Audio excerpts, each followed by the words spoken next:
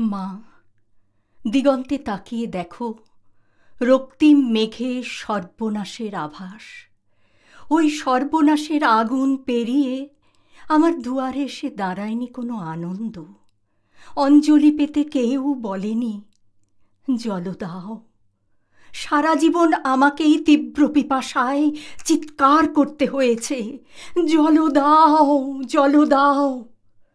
চৈত্রের মধ্য দুপুরে পাখিরাও ডানা গুটিয়ে নেয়। দূর শহরের রাস্তায় বাবুদের ভিড় নেই। গাঁয়ের কুকুরগুলি ঢুকে যেতে চায় উঠোনের ছায়ায়।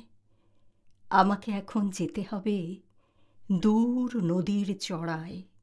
বালি খুঁড়ে তুলে আনতে হবে ফোঁটা ফোঁটা জল।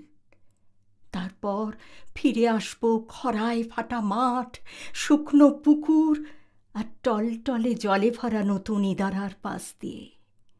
বাবুদের ইদারা, তৃষ্ণায় ডুবে যায় আমাদের গোটা গাঁ।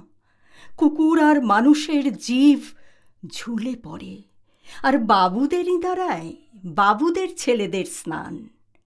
আমাদের শরীর জ্বলে যায় চৈত্রের খরায়। মা, আমি এক চণ্ডালিকা। বাঁকুড়া পুরুলিয়া রাঢ়ের হাহা করা মাঠ ফাটিয়ে বিহারের তপ্ত প্রান্তর চিরে আমি চিৎকার করছি, জল দাও, জল দাও। আর আমার সারা শরীরের রক্ত উঠে আসছে মাথায়। মা, এক ফোঁটা জলের দাম আমাদের গোটা জীবন।